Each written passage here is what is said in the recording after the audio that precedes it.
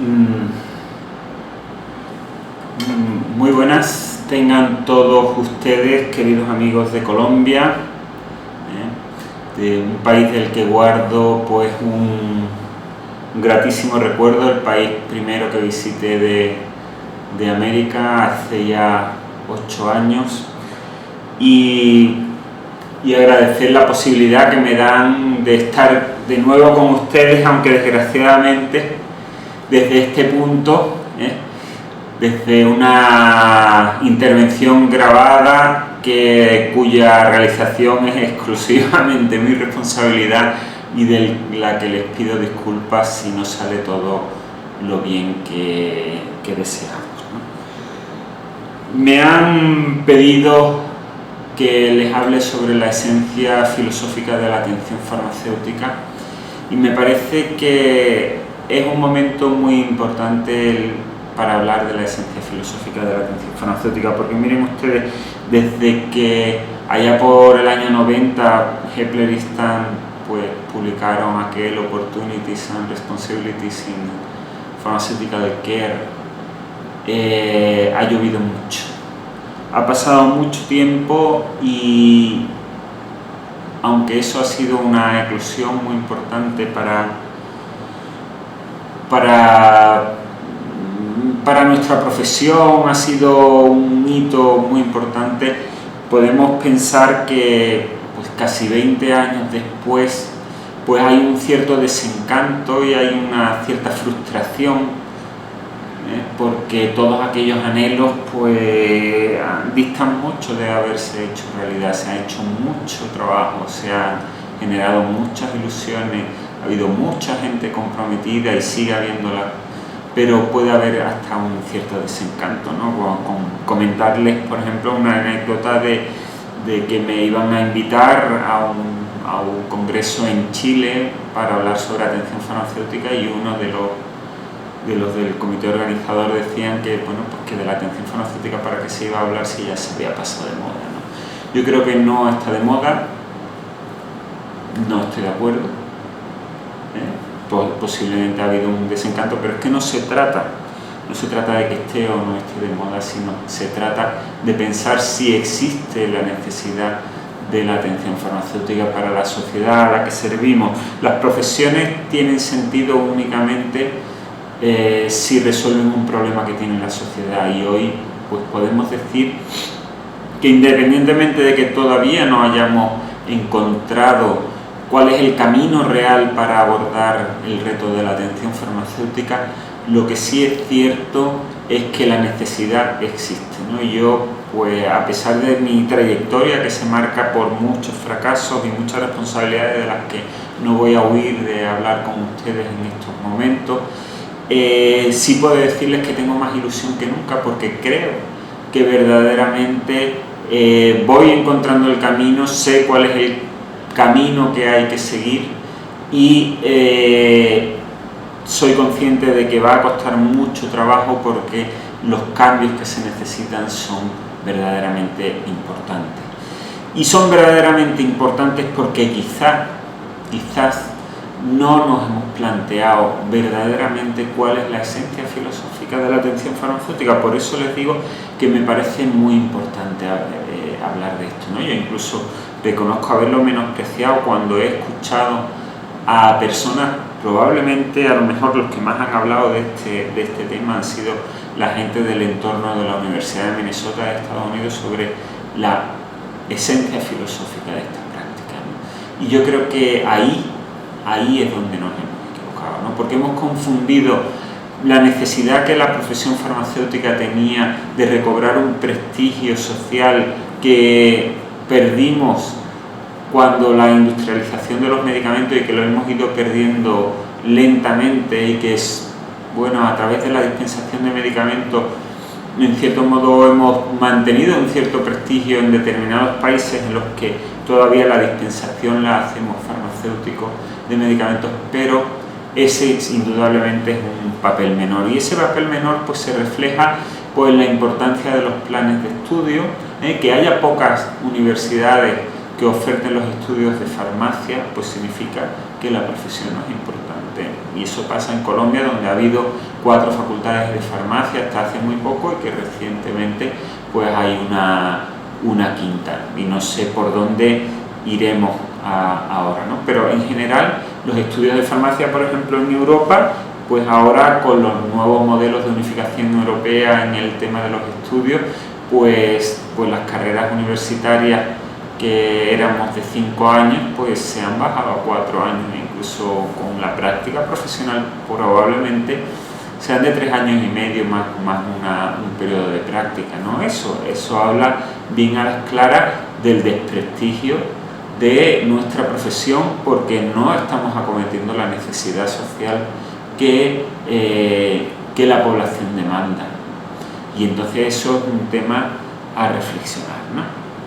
De lo que voy a tratar de hablar, independientemente de que lo intente hacer lo más ordenadamente posible, ¿no? Y para empezar, y porque yo creo que es el núcleo de todo, pues quiero hablar de qué es para mí la atención farmacéutica. Y voy a empezar por, sin huir de ciertas cosas que creo que no son atención farmacéutica también. Para mí, atención farmacéutica es la práctica profesional que intenta, con un método concreto, que es el método que toda profesión aporta a la sociedad, disminuir la morbimortalidad asociada al uso de medicamentos. Y no es atención farmacéutica el farmacéutico, pues en mi país, que se ha confundido mucho con la farmacia comunitaria, pues haga mejor la dispensación de medicamentos, dispense medicamentos en dosis unitarias, haga lo que le llaman la reconciliación de medicamentos, se practique la medicina basada en la evidencia para que el inicio de los tratamientos sean desde el punto de vista lo más eficiente o los que la medicina basada en la evidencia diga, que se practique farmacovigilancia. Todo ese tipo de cosas son muy importantes y es importante hacerlo, pero eso no tiene que ver con una práctica clínica que trabaja en los resultados, a partir de los resultados que están dando los medicamentos, y que interviene para mejorar esos resultados. Esa es la esencia de la atención farmacéutica. Y por eso, aunque prácticas profesionales como en España, yo creo que la farmacia comunitaria ha mejorado mucho en la calidad de su atención y en general hay esfuerzos importantes en el mundo por mejorar su atención, pues a pesar de eso no se haya acometido verdaderamente el trabajar y el implicarse en los resultados. Probablemente porque tampoco hemos encontrado el entorno adecuado para eso, ¿no? Entonces, yo, como soy una persona eminentemente práctica, pues a través de algún ejemplo, pues quiero explicarle lo que es tener responsabilidad en los resultados de los medicamentos. Pero antes de eso, pues quiero decir que la disminución de la morbimortalidad asociada al medicamento trata de una cosa fundamental, que es la satisfacción de las necesidades farmacoterapéuticas de los pacientes. ¿Qué quiere decir eso? Quiere decir que todos los problemas de salud que tienen los pacientes, para los que la mejor opción en ese momento es tratarlo con medicamentos, los pacientes disfruten de un tratamiento farmacoterapéutico para eso. A partir de que todos los problemas de salud, todos que necesiten farmacoterapia la tengan, que esta farmacoterapia que se utilice produzca los mejores resultados posibles tanto en el corto como en el largo plazo. Quiere decir que aquellos indicadores que pueden mejorar los medicamentos, el arsenal terapéutico que tenemos en este momento, pues queden alcanzados, y si no se alcanzan y se pueden mejorar, se mejoran. Y que además estos medicamentos que son necesarios, porque satisfacen necesidades, que deben de ser efectivos, que alcancen indicadores concretos, que nos digan que esta es la mejor efectividad posible, pues que estos medicamentos no produzcan nuevos problemas de salud, que son los eventos adversos. Los eventos adversos de medicamentos son problemas de salud que el paciente no tendría si no utilizara esos medicamentos. Y por poner una acotación en clave la doctrina de la Universidad de Minnesota, que los pacientes puedan hacer el mejor uso posible de esos medicamentos para que se alcancen esas necesidades farmacoterapéuticas, ¿no? Esto apostilla que es diferente o que quiere presumir de lo que son los problemas relacionados con medicamentos según el modelo de la Universidad de Minnesota, pues es diferente del modelo más biomédico que propugna y lidera la Universidad de Granada, que establece categorías de necesidad, efectividad y seguridad sobre los medicamentos. Pero intencionadamente no voy a entrar en explicarles las diferencias que hay entre una clasificación y otra, que yo entiendo que son perfectamente válidas y que no son superponibles porque miran desde distintos aspectos, distintos puntos a la misma realidad, pero no voy a entrar en diferenciar ni en criticar ninguna de las dos clasificaciones, porque las dos me parecen válidas desde su punto de vista, y porque, y esto es muy importante, la esencia filosófica de la atención farmacéutica no son los problemas relacionados con medicamentos o resultados negativos asociados a la medicación, problemas farmacoterapéuticos o como quieran ustedes que le llamen. La esencia es el compromiso por trabajar sobre los resultados esperados de los medicamentos e intervenir para resolver esos problemas. Esa es la esencia. La esencia es esa. Y otra esencia fundamental es trabajar el concepto problema de salud como algo más que una mera entidad clínica. Los problemas de salud en la actualidad tienen una expresión, o sea, lo que nosotros podemos ver es el resultado clínico. Pero para resolver ese resultado clínico, y que nos tenemos que fijar en indicadores clínicos lo más objetivos posible para resolverlo, debemos de tener en cuenta de que las enfermedades que fundamentalmente provocan los problemas son enfermedades crónicas, que son de las únicas cosas que son ahora mismo, como digo yo, hasta que la muerte nos separe, o sea que vamos a morir con ellas. Tienen un componente psicosocial muy importante, un componente afectivo muy importante, y que existe otra esencia de la atención farmacéutica que es ya compartida con el resto de profesiones de la salud, que es tratar también los problemas de salud como algo para lo que los pacientes tienen expectativas, tienen preocupaciones, tienen un pasado, tienen una biografía, y que a partir de lo que siente y de la biografía del paciente están las intervenciones necesarias y más adecuadas para poder resolver aquello que se manifiesta con una expresión meramente clínica. ¿De acuerdo? Entonces, esas son para mí las esencias, ¿no? Pero, ¿de qué responsabilidad? Porque esto yo creo que de una forma más o menos con mis palabras o con otras, con las de otros docentes, otros profesionales que seguro que están entre ustedes también, o de otras prestigiosas universidades, seguro que de alguna forma lo han escuchado, ¿no? Yo quisiera también, por mi componente práctico, pues explicarle con unos cortos casos clínicos de mi experiencia en este sitio donde a ustedes les invito y donde no lo puedo enseñar porque no estoy acompañado de nadie que pudiera enseñar esta unidad de optimización de la farmacoterapia, en el que tengo el honor de trabajar con una compatriota de ustedes, colombiana, Marta Milena Silva. Y pues, por ejemplo, pues explicarles de una paciente, María, que con 75 años, hace casi 20 años tuvo un evento, una isquemia cardíaca, y pues acudió a nuestra consulta con una presión arterial en torno a 170-80 y, muy importante, 35 pulsaciones por minuto. Después de derivarla a un servicio de urgencias, porque yo creo que es honesto y lo más importante siempre que tenemos que saber es reconocer si nosotros somos los profesionales capacitados para resolver ese problema, o debemos de derivarlo a otro profesional o a otro servicio, en este caso un servicio de urgencia. Por una serie de circunstancias que no quiero contar extensamente por la premura que tenemos en el tiempo, pues tuvimos que tratarla nosotros, ¿no?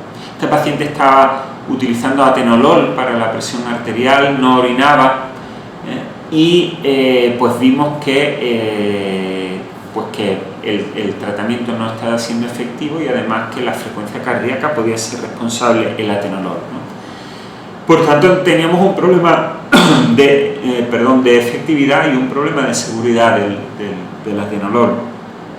Pero también pensamos que este paciente pues necesitaba un beta-bloqueante porque había tenido una isquemia, y lo que nos dicen las guías de práctica clínica es que los beta-bloqueantes son muy importantes en pacientes que han tenido isquemias cardíacas, ¿no?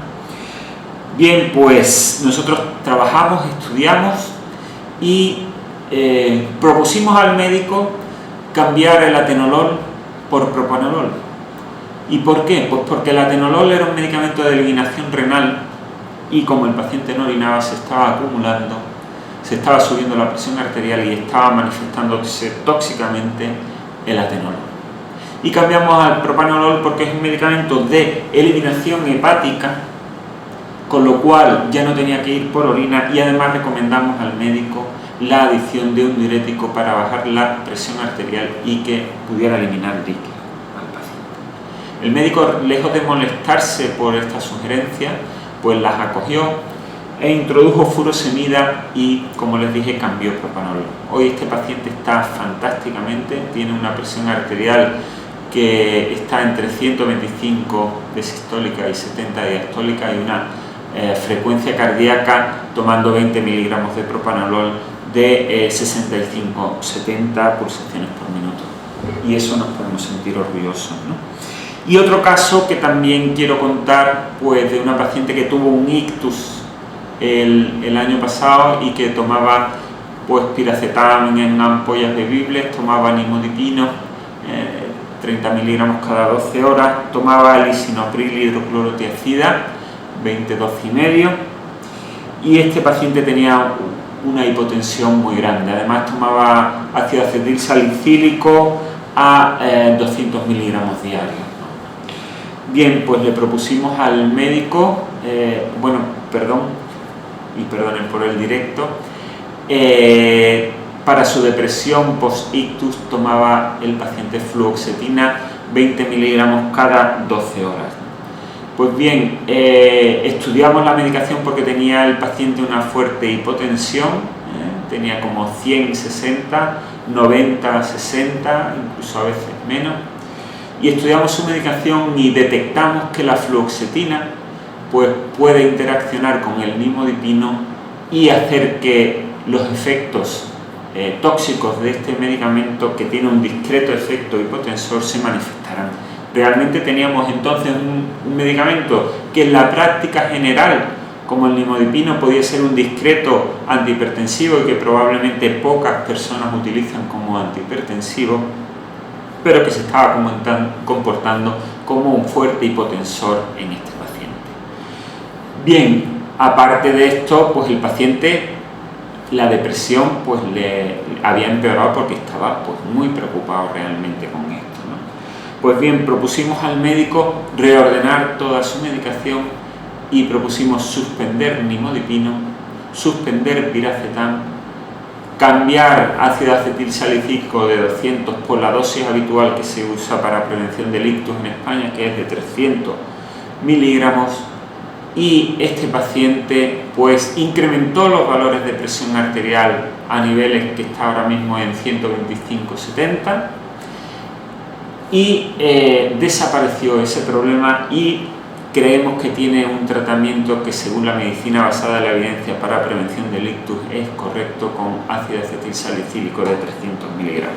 Indirectamente, este paciente pues mejoró de su depresión al encontrarse pues con más fuerza, con la presión arterial un poquito más elevada, y no hubo necesidad de modificar este tratamiento. Ni que decir tiene que el médico tampoco se molestó porque las intervenciones estaban hechas con mucha responsabilidad y con mucha documentación. En ambos casos podríamos haber derivado al paciente para decirle este paciente tiene la tensión alta, tiene la frecuencia cardíaca baja, en el caso de María, y estamos detectando un problema, pero usted revise y valore. En el caso de Manuela, que es la segunda paciente, pues estamos detectando esto, hay una interacción, fluoxetina, nimodipino, usted valore. No. Se trata de que si queremos adquirir responsabilidad para satisfacer las necesidades farmacoterapéuticas de los pacientes de forma adecuada, tenemos que tomar responsabilidades. Y para tomar responsabilidades tenemos que actuar. Y para actuar como profesionales tenemos que cobrar por ello. Es muy importante que pacientes que tienen estos altos problemas, estos problemas tan graves, tengan un profesional comprometido, motivado, con experiencia y que trabaje estos aspectos. Quiero decir que esta práctica clínica no es flor de un día. Yo sí en algo he destacado en la atención farmacéutica, y no quiero parecer inmodesto, ¿no? Todo lo contrario, porque creo que tengo muchísimo que aprender todavía y que esto no ha hecho más que empezar. Pero creo que si en algo, por algo estoy con esto, es porque yo he visto pacientes y yo he trabajado con pacientes, ¿no? Y me he equivocado con pacientes y he aprendido, y los pacientes han sido mis maestros y mi principal fuente de aprendizaje, ¿no? Entonces la práctica clínica se aprende con los años, ¿no? Yo llevo pues en atención farmacéutica pues desde hace 13 o 14 años, y esta práctica clínica se ha hecho con los años, probablemente más lento de lo normal o de lo que un clínico se forma, pues probablemente por mis pocas cualidades como clínico, pero también porque no tengo la capacidad de ver tantos pacientes como quisiera, porque ahora mismo no me pagan por hacer esto, ¿no? Pero un profesional tiene que dedicarse a esto. Este profesional, y vamos a hablar como consecuencia de esta esencia filosófica de la atención farmacéutica, qué otros aspectos son importantes y son necesarios para reflexionar, y hablamos de la docencia, de la investigación y de cómo generar práctica clínica.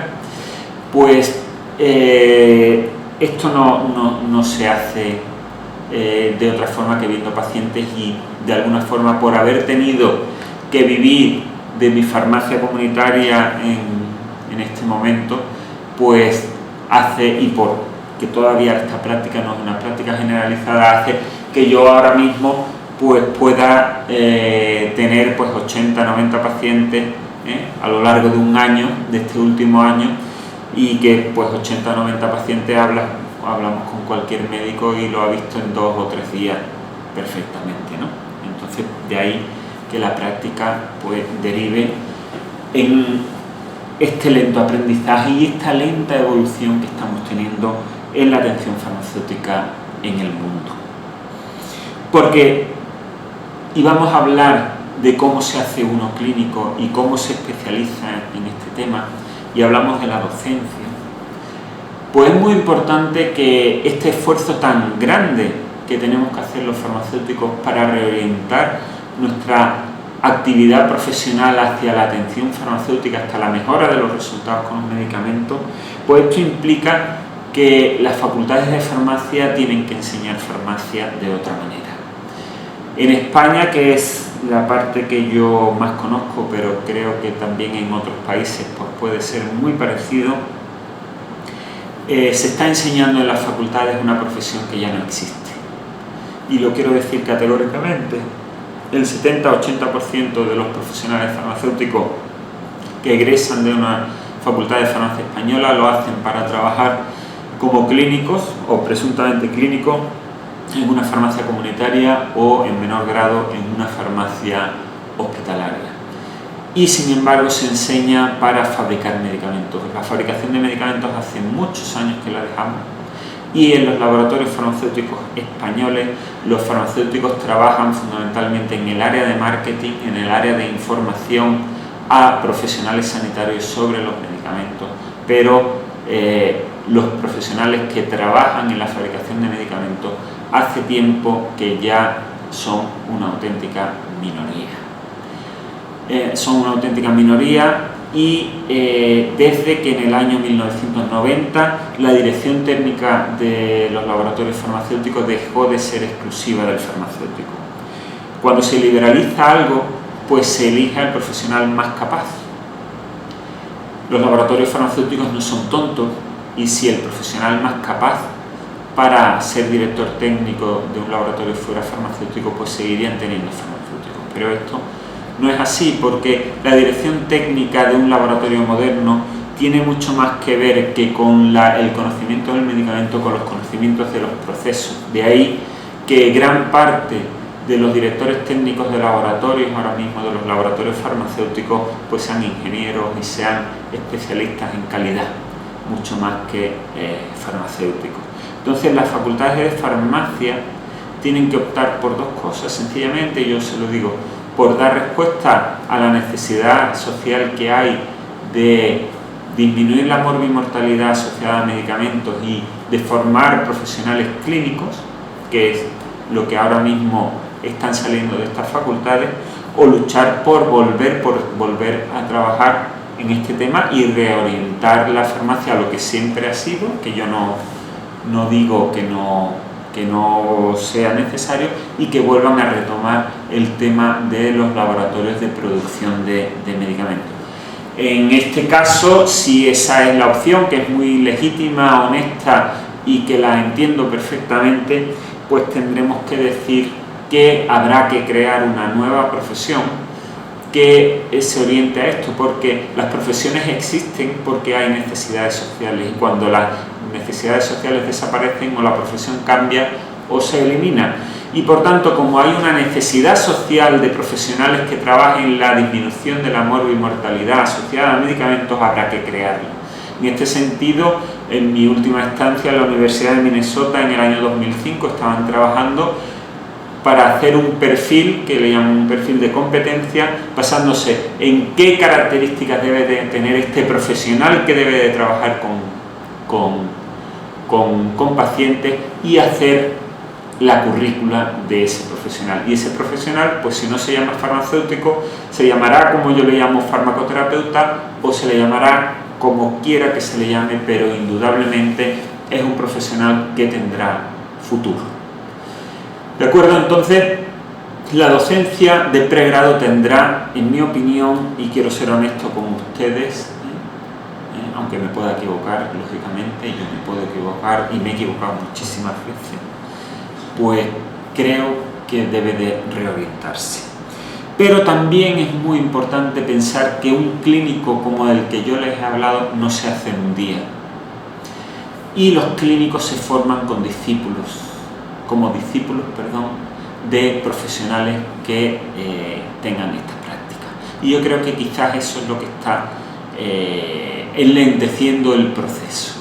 No tenemos todavía un suficiente bagaje de profesionales clínicos importantes como para crear escuelas. Y un cardiólogo, cuando va a hacer cardiología, no acaba la carrera de medicina y se hace cardiólogo y empieza a abrir corazones, sino que aprende con cardiólogos expertos que le van enseñando la técnica. Y el seguimiento farmacoterapéutico, o atención farmacéutica, o pharmaceutical care, me da igual como quieran que le llamen, no vamos a entrar en esa guerra, necesita un profesional con experiencia. Por tanto, yo creo que otro de los fracasos que hemos hecho es la docencia de posgrado. La docencia de posgrado ha tenido un alto contenido académico y un mínimo o nulo contenido clínico. Hay que cambiar. Y hay que cambiar y hacer que el contenido clínico sea la base, como es el contenido de cualquier especialidad médica, como los cardiólogos, los nefrólogos, los traumatólogos, los cirujanos, etcétera, etcétera. Por supuesto que tienen que estudiar, pues claro que sí, pero su componente importante es clínico. Por tanto, el seguimiento farmacoterapéutico no lo va a poder abordar cualquier profesional egresado de la farmacia, sino que necesariamente va a tener que aprender como discípulo de otros profesionales que ya lo hagan. Por tanto, el nudo gordiano que tenemos ahora mismo en la atención farmacéutica, en mi opinión, es la implantación de la atención farmacéutica. Y la implantación de la atención farmacéutica solo se puede hacer con el apoyo de todos.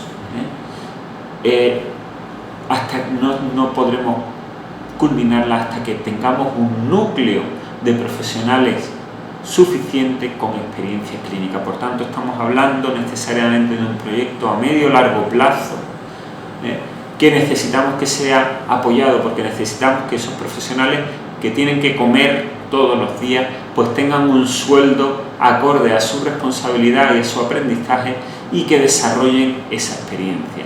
No se puede compartir, como hemos intentado hacerlo, con otras labores. Si se tienen que hacer dosis unitarias, perfecto. Si se entiende que eso es muy importante para los pacientes, para disminuir los errores de medicación, maravilloso. Pero ese profesional hará eso. Y si se quiere hacer seguimiento farmacoterapéutico, tendremos que tener unidades independientes con profesionales específicos para abordar esa responsabilidad. Porque estamos hablando de pacientes como María y Manuela, que cualquier intervención inadecuada puede hacer que se maten, nos lo carguemos. Siempre dicen que los errores médicos se tapan con tierra, porque se entierran a los pacientes, y esto es de muy alta responsabilidad. Y si queremos tener profesionales que tengan esa responsabilidad, deben de tener una percepción de honorarios acorde a esa responsabilidad, ni más ni menos que otro profesional clínico, por supuesto. Por tanto, la tarea ahora mismo es de la implantación. ¿Por qué? Y no es la de la investigación. Como la universidad ha abordado el reto, y bendita sea la universidad que ha intentado abordar este reto, pues tenemos la cosa de que la universidad que se dedica a la docencia y a la investigación, pues ha trabajado el tema de la docencia y la investigación. Miren ustedes, podemos plantear trabajos de investigación, ensayos clínicos con los estándares más elevados que ustedes quieran. Perfectos, ortodoxamente diseñados, maravillosamente hechos, pero si no tenemos los profesionales clínicos que lo ejecuten, pues podemos encontrar resultados, como se están dando, que son descorazonadores o, cuando menos, errados. No se puede, si nosotros pensáramos con una tecnología nueva del bypass coronario, por ejemplo, que lo hicieran residentes de cardiología, podríamos incrementar enormemente la tasa de mortalidad cardiovascular, y podríamos llegar a la conclusión de que es una mala técnica. No es así. Es que el profesional que lo estaba ejerciendo no es experto, y sería inaudito que probáramos una técnica nueva de operación de cirugía cardíaca con profesionales inexpertos. Lo haríamos con equipos de referencia. ¿Y por qué lo estamos haciendo esto con la atención farmacéutica? Pues los resultados están ahí, y pensamos que porque la investigación es ortodoxa, los resultados tienen que ser claros. Nos estamos equivocando, y nos hemos equivocado, y yo me he equivocado mucho en esto. Por tanto, ahora mismo es muy importante que planteemos la estrategia. La estrategia pasa duramente, pero necesariamente, por la implantación. Y de la implantación se puede hacer investigación, porque necesitamos saber muchas cosas todavía sobre el proceso del seguimiento farmacoterapéutico. Necesitamos saber muchas cosas porque todavía es poco, por tanto se puede investigar sobre el proceso. Nosotros ahora mismo estamos trabajando mucho con metodología cualitativa sobre desarrollar el proceso de implantación de la atención farmacéutica, conocer más sobre nuestros pacientes, conocer más sobre el proceso de atención.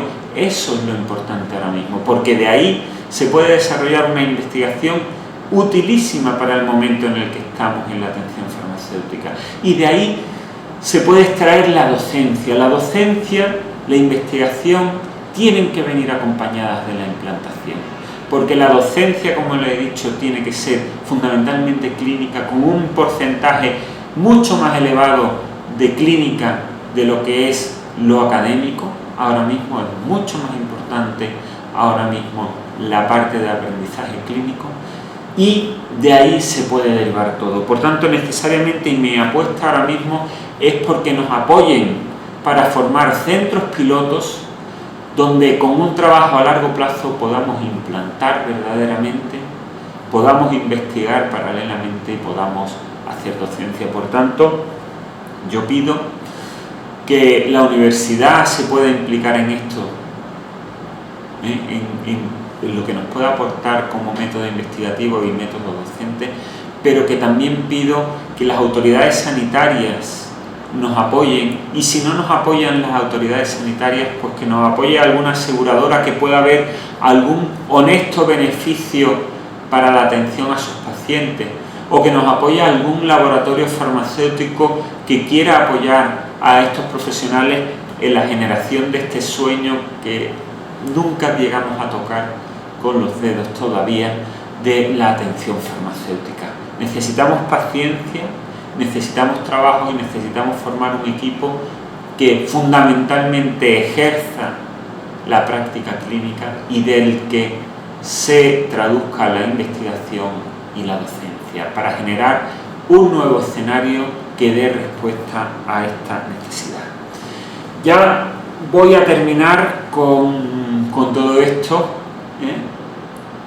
diciendo pues claramente y resumiendo que la esencia es la disminución de la morbimortalidad asociada al medicamento, que esto necesita ejercerlo un profesional que tenga mucha responsabilidad sobre los medicamentos y que quiera acometer esto, que para eso se van a tener que formar unidades específicas para hacer esto, que todavía nos queda mucho por aprender de esto, porque el perfil de este profesional tiene que ser generalista en cuanto a los medicamentos, pero a lo mejor en cuanto a su utilización tiene que tener el perfil de un especialista, y esto nos genera todavía muchas dudas, que tenemos que avanzar mucho por esto y que necesitamos el apoyo económico para esto.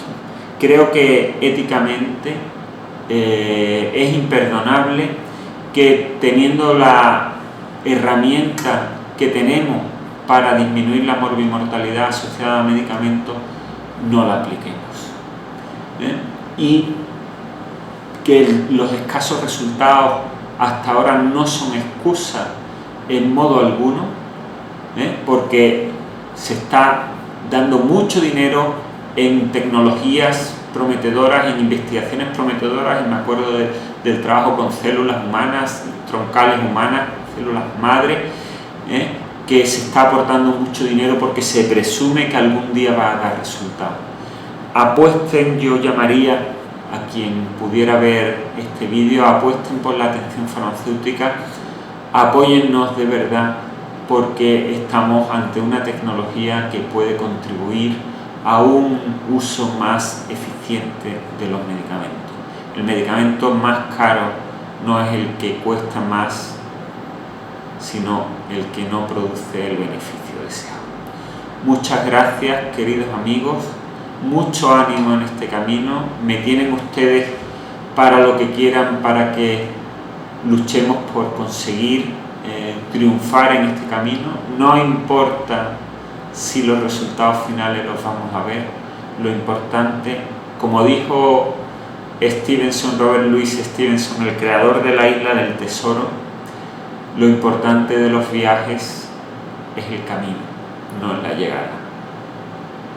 Quiero acompañarles a todos en este camino.